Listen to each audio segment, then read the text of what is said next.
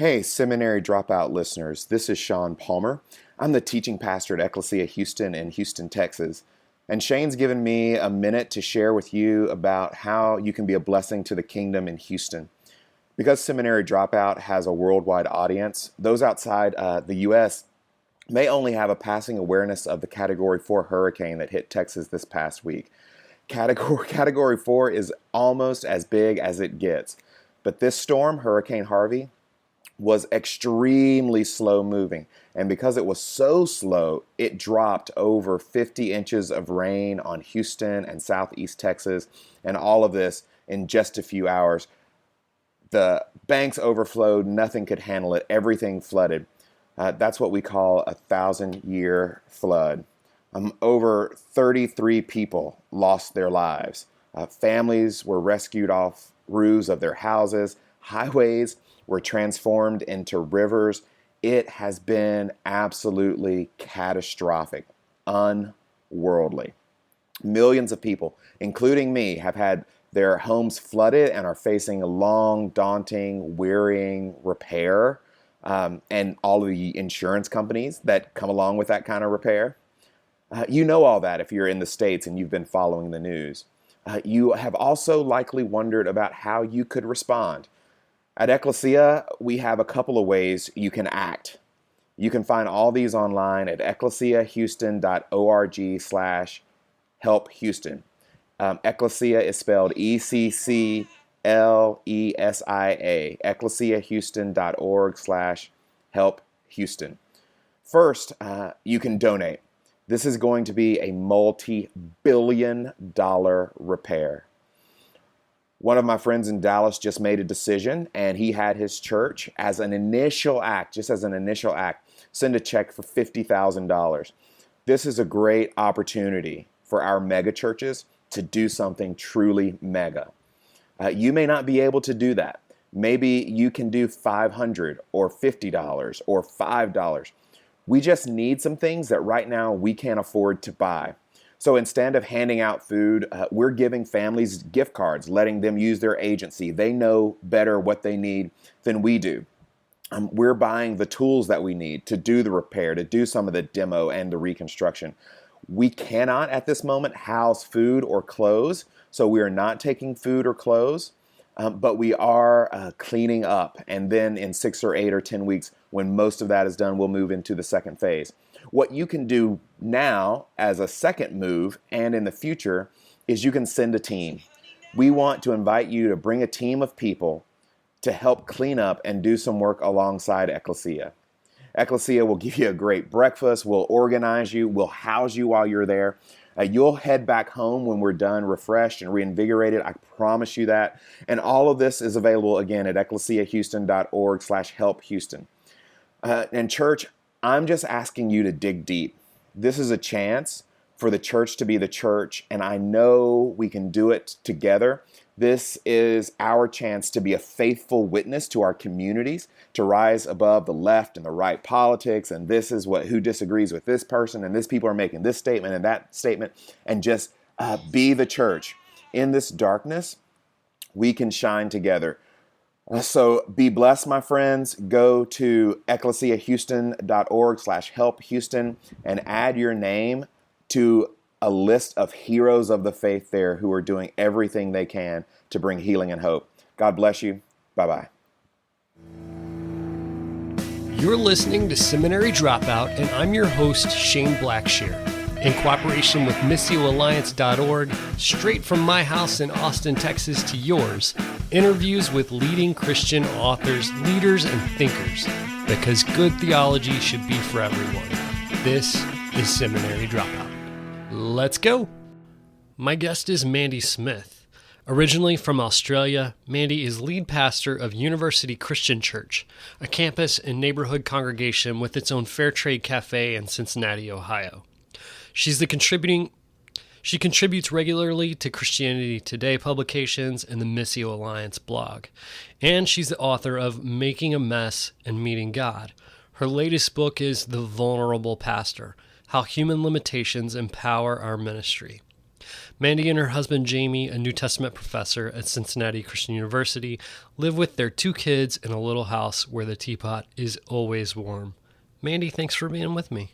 Oh, it's good to be with you. In your bio, I mentioned, and people will gather from your accent, you are originally from Australia. Mm-hmm. And I'm just curious about your upbringing and what that was like.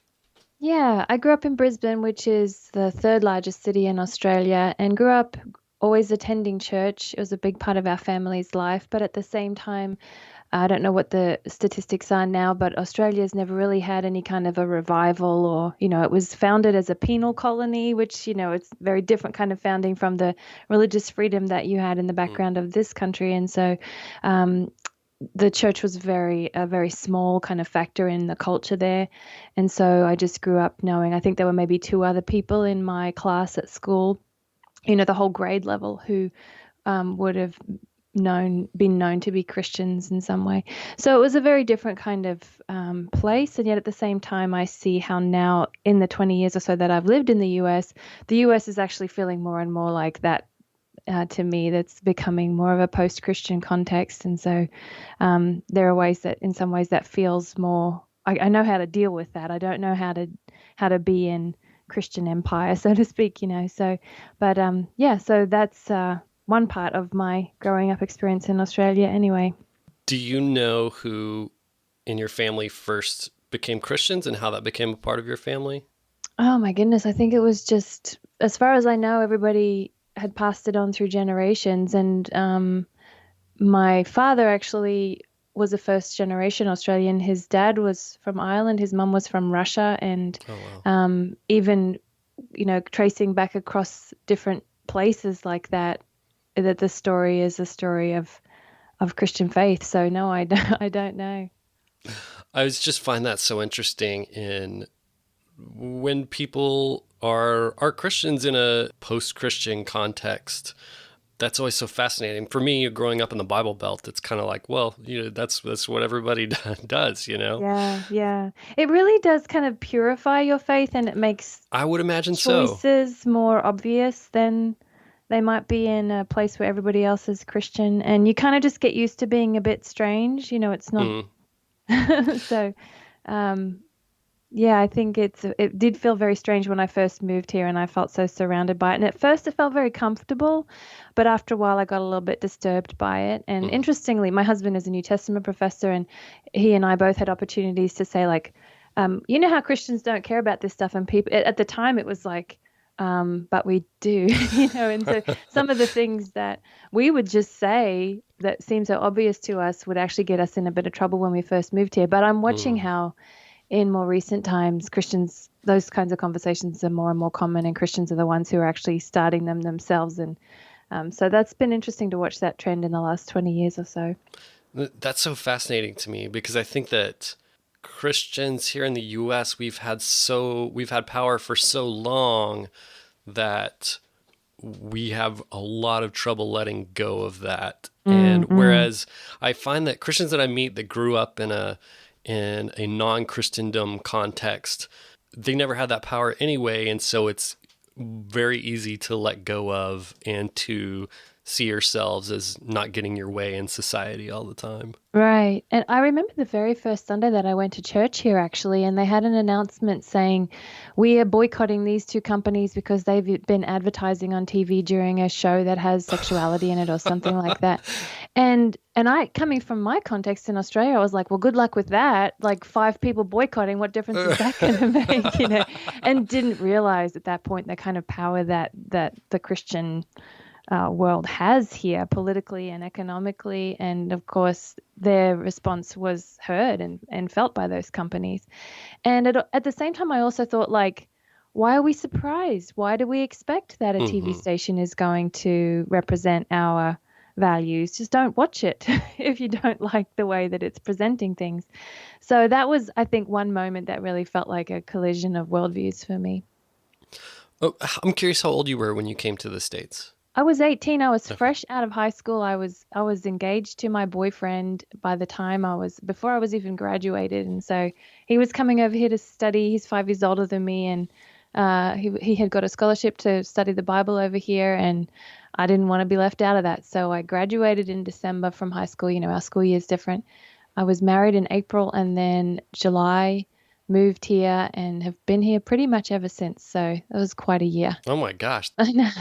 And now I have a daughter who's 18, so I'm realizing, oh my goodness. Yeah, it seems a lot younger now, doesn't it?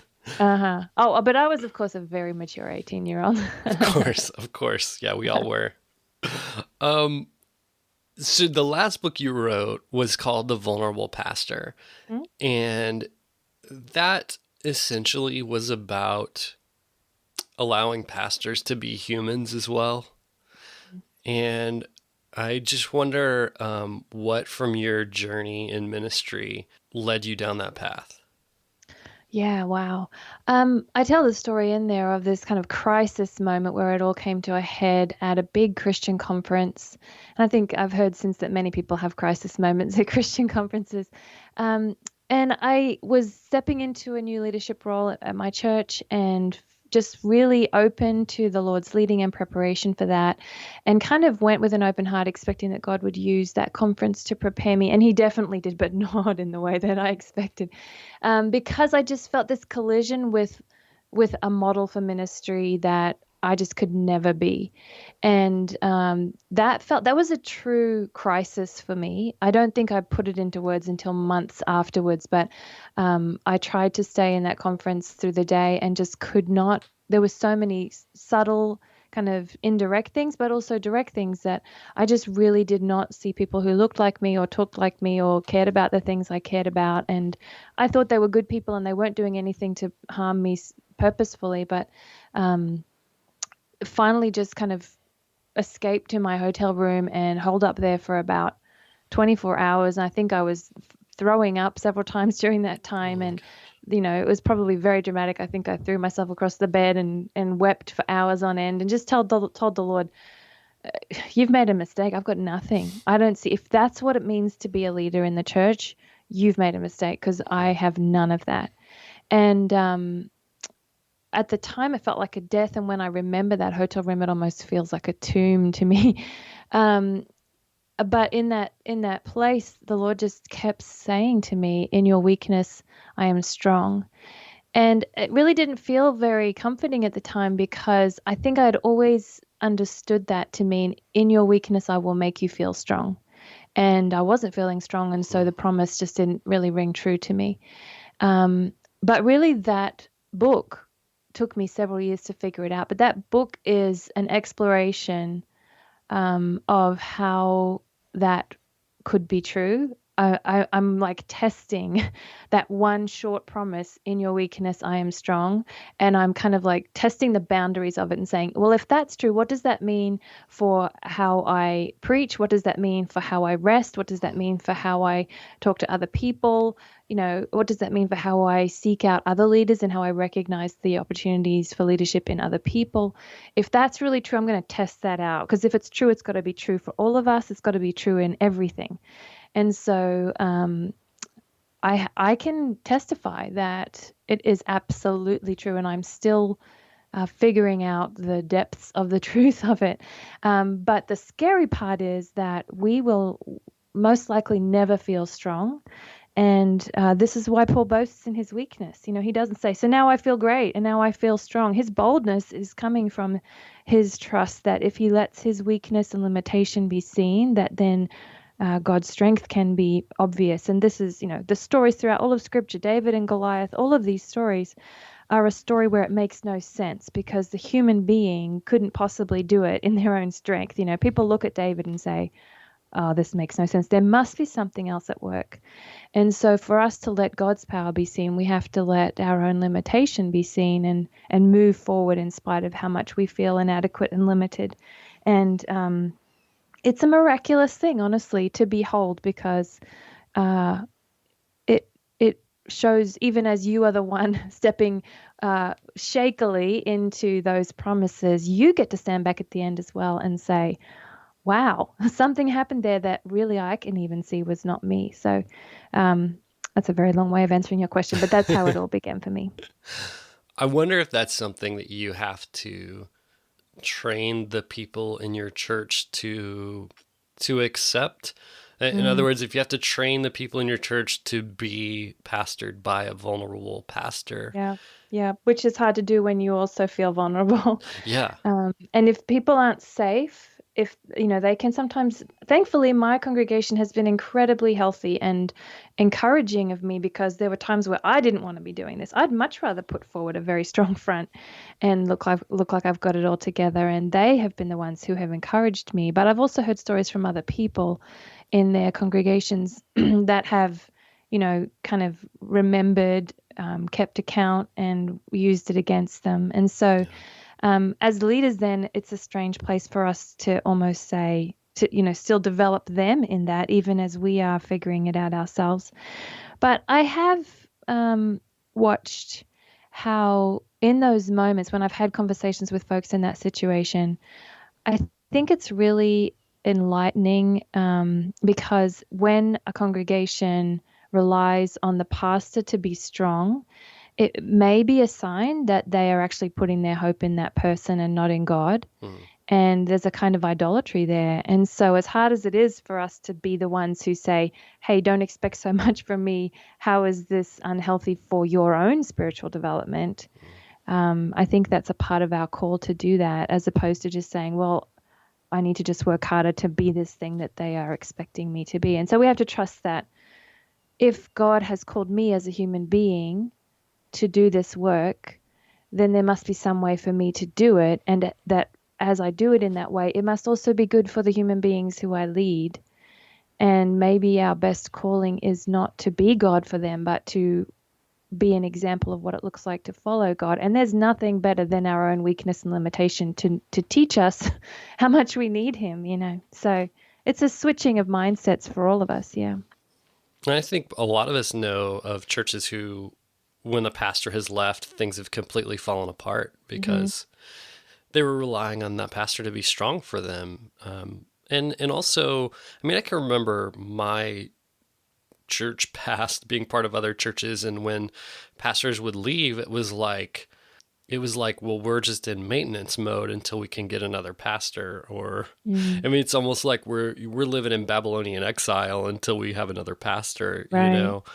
And, I had this great experience where this summer, my pastor, John Chandler, Yeah. who went on sabbatical, and we just had this like beautiful summer, and he took this rest that he very much needed. And people jumped in, and we just had this beautiful summer together where we obviously missed our pastor, but things carried on and beautiful things happened. I love that. And I love that you mentioned rest, because that's been one of the places that has taught me this more than anything.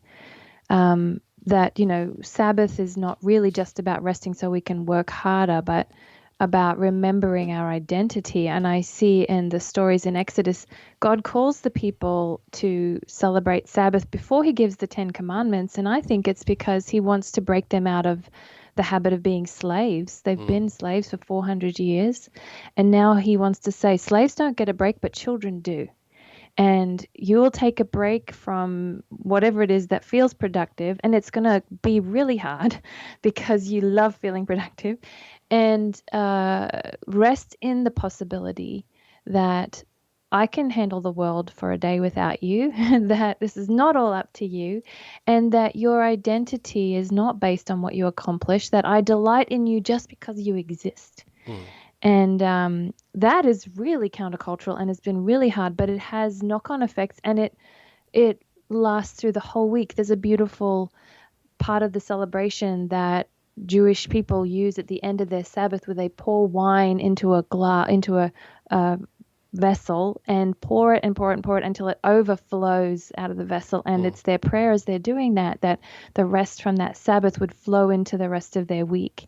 And so really so much of what I'm talking about with the vulnerable pastor is this lifestyle of Sabbath, even when we are busy, to trust that I'm still only bringing about, I think the other day I said it's about 18% is about a good percentage, I would say, of what I think I should have for any sermon, for any meeting that I have. As much as, I mean, this is not an excuse to just not do our best. I don't want anybody to hear me saying that. I work really hard and I read and I study and I reflect and I prepare, and I still feel like I'm bringing about 18% of what I think is needed for any given task.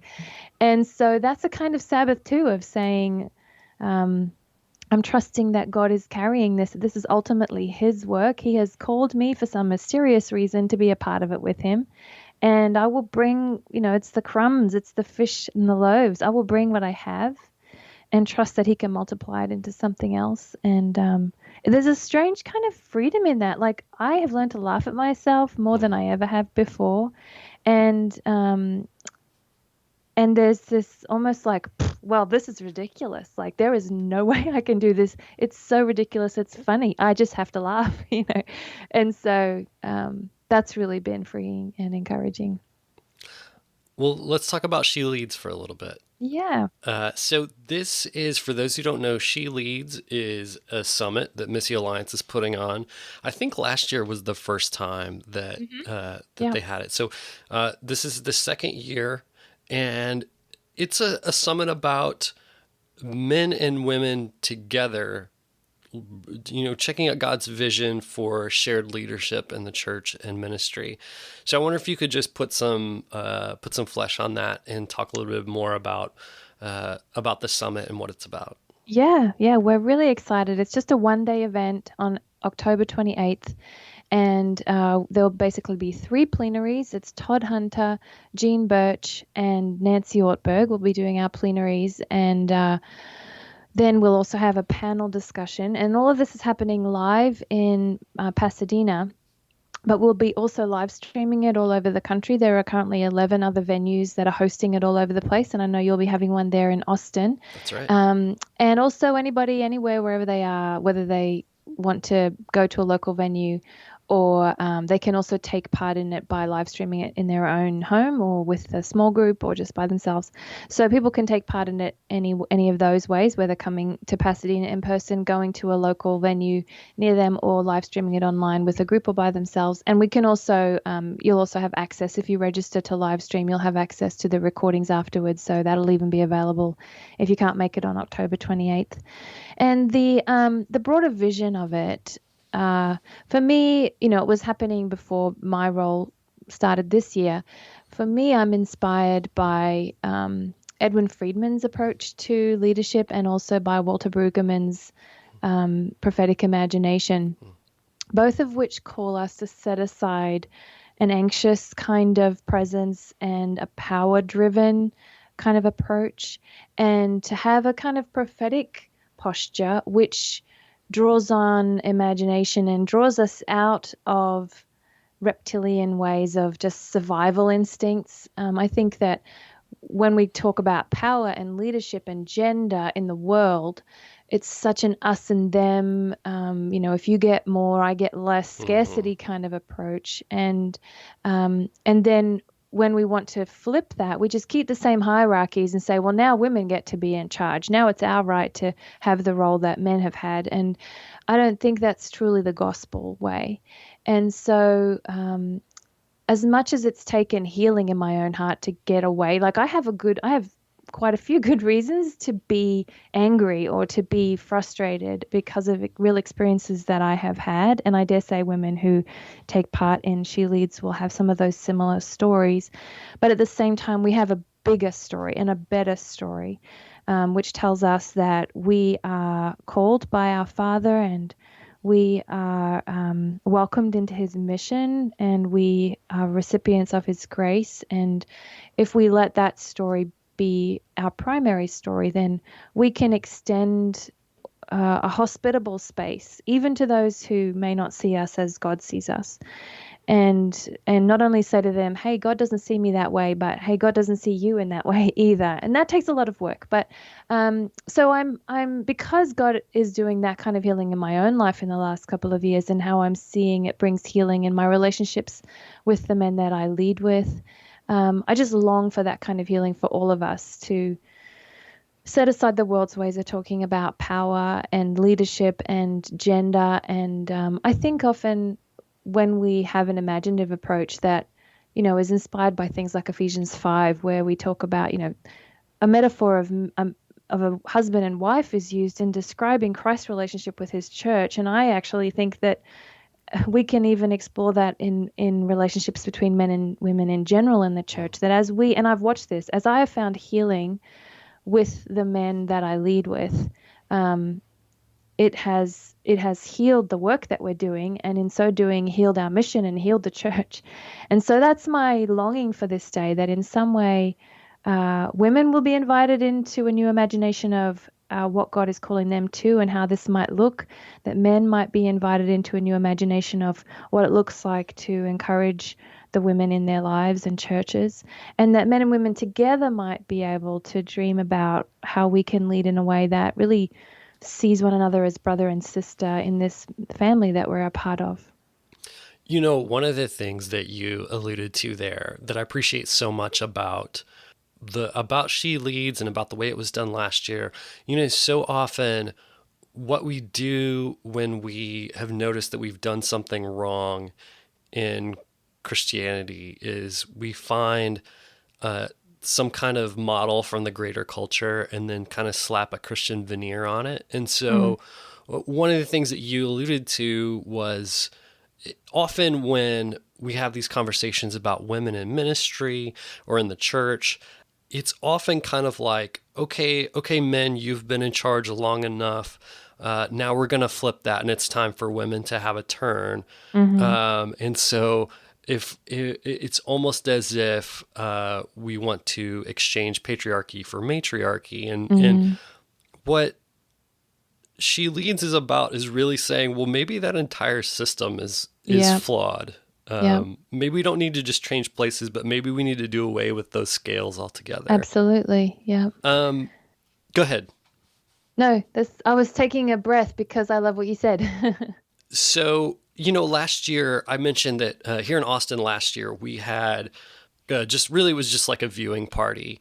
But the church that I'm a part of here, Austin Mustard Seed, hosted it. It was kind of on the fly, and we had just about 20 people come, but it was so meaningful to see this group of people, mostly women, and be so affected by the words that they were hearing from the panelists, and be so, to steal Tara Beth Leach's title, to be so emboldened and empowered to lead. And it was just, I felt like it was a message that they very rarely heard.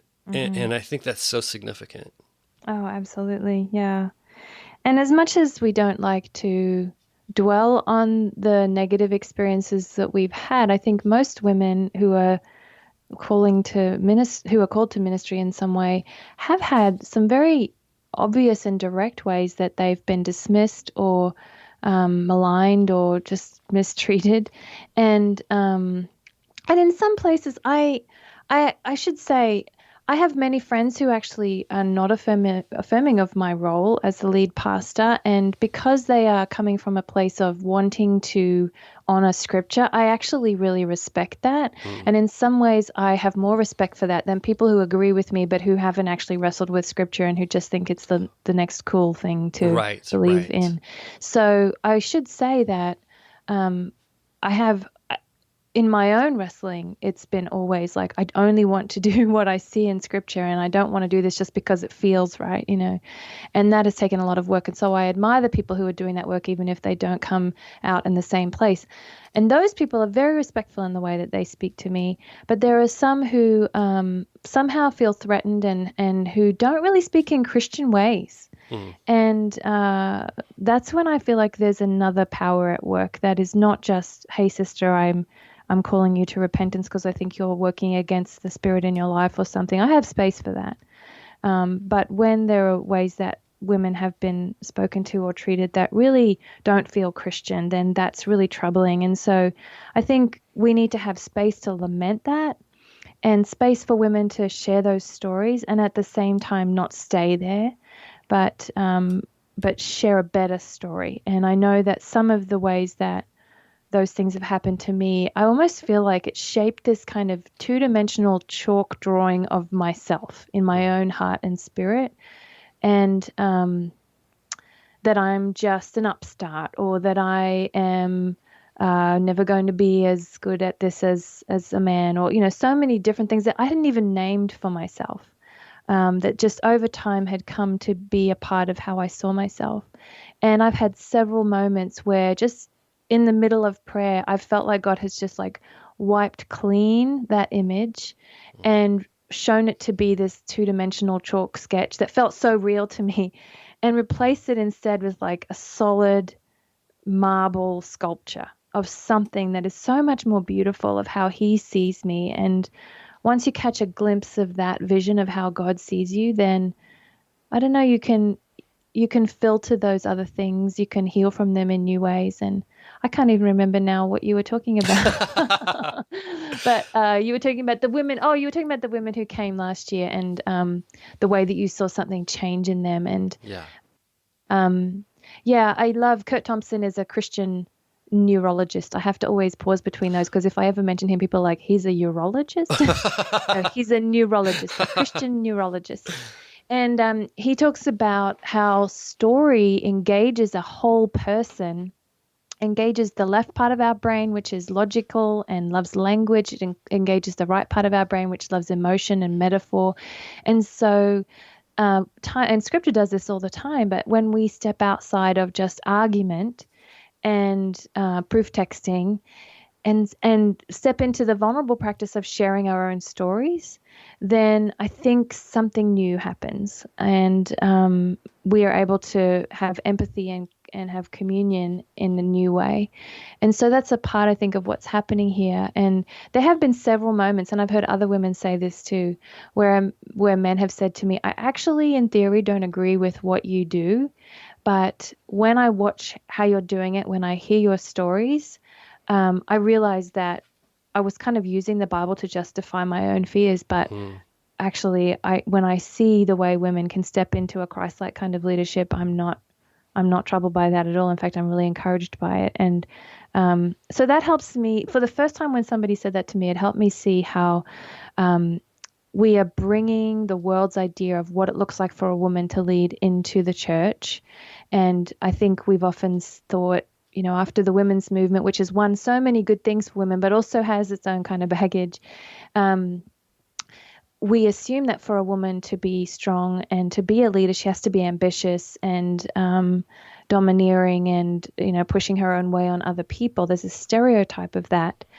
And of course, then it's natural to say, well, but that's not very Christian. So a woman can't be a leader in the church. And we're not as troubled by men who have those tendencies in the church, but for some reason we're very troubled by women who have those tendencies.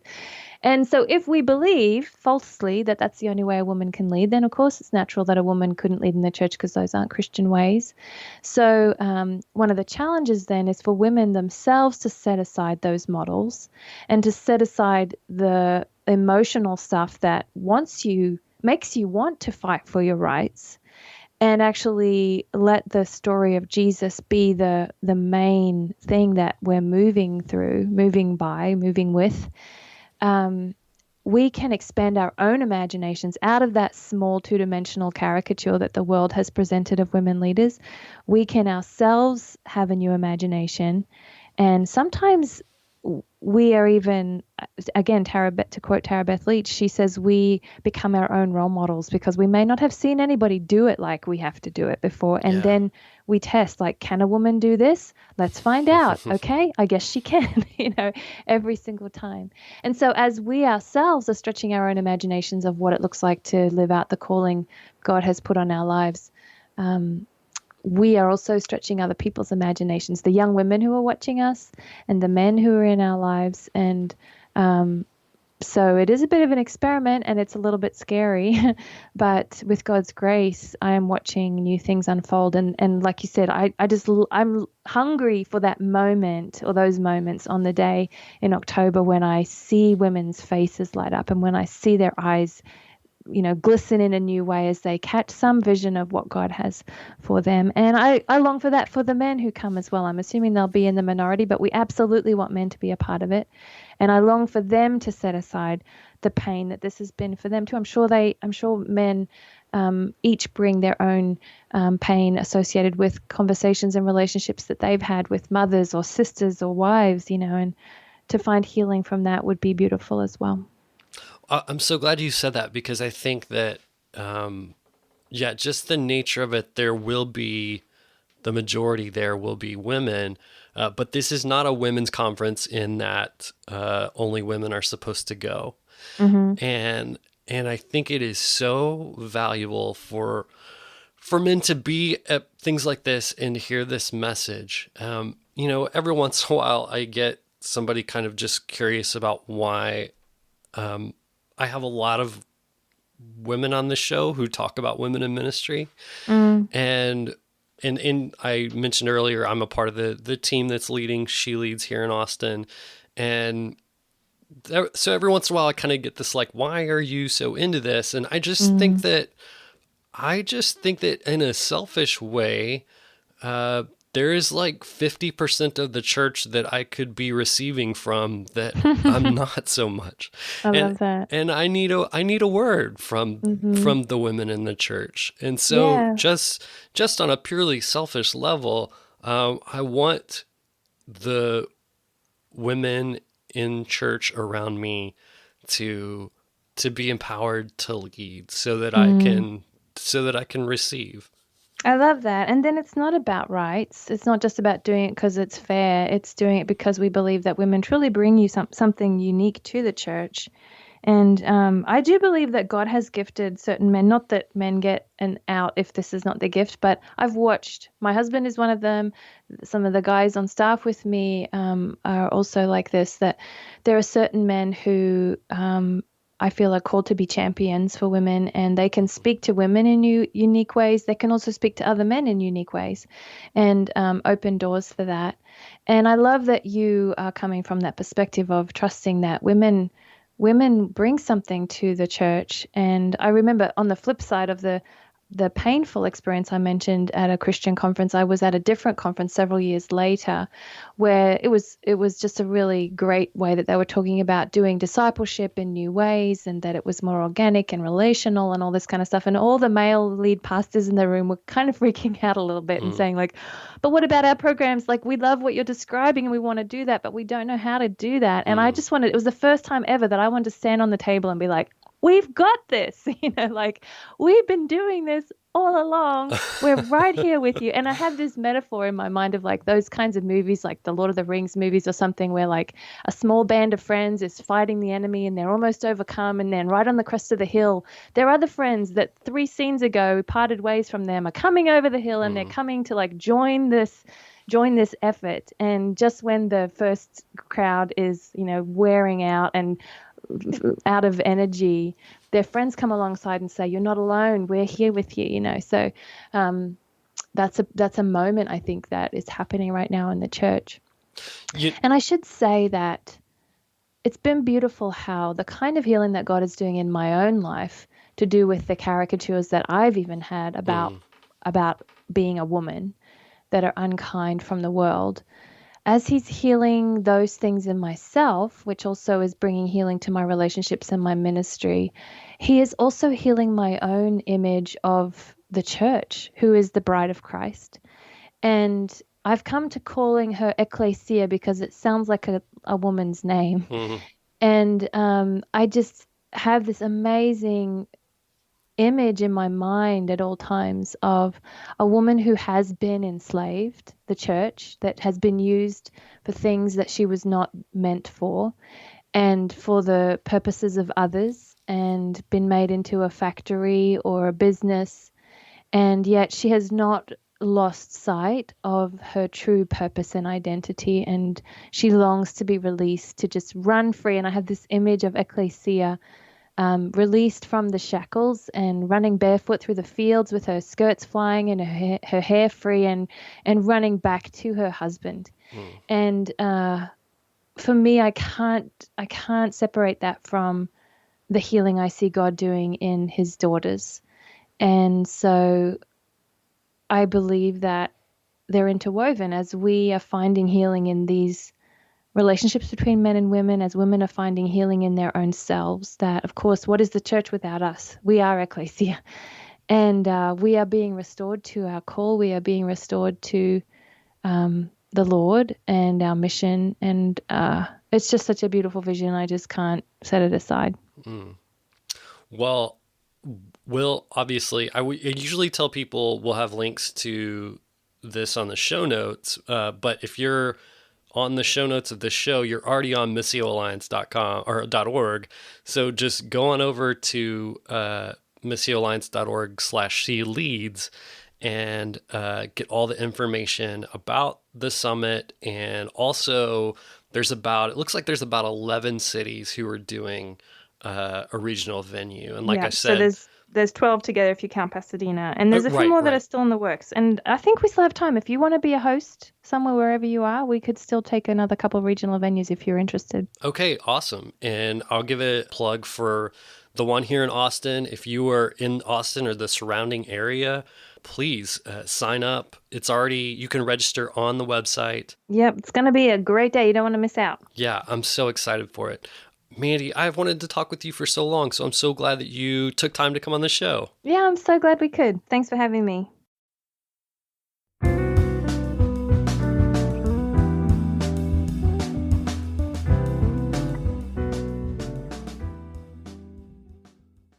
Thanks for joining me for another episode of Seminary Dropout. Remember, you can find all the show notes for this show and all shows at ShaneBlackshear.com. Oh, and hey, have you ever thought about starting your very own podcast? I bet you have. And I think you should do it. In fact, I've created a course just for you to teach you everything that I've learned over the last couple of years producing Seminary Dropout. So if you're interested in podcasting and want to learn how, go check out my course. You can go there by typing in podcastingforeveryone.org. And you can get a special discount by typing in the discount code Seminary Dropout, all one word. That'll give you 25% off. So go check it out. If you have any questions, let me know. Okay. Thanks to those that left ratings and reviews on iTunes this week. Remember, that keeps the show front and center. Also, remember, you can find me on Twitter at beardonabike. That's at beardonabike. Also, I'm on Facebook, facebook.com/ShaneBlackshear123. And remember that Seminary Dropout is listener supported. You can visit supportseminarydropout.com and press Become a Patron. Remember, this music you're listening to right now is by D.L. Rossi. You can find him online on iTunes and at dlrossi.com. All right, thanks again for joining me for another episode of Seminary Dropout. Stay tuned for next week's episode. Love you. Take care. I always seem to bring that, but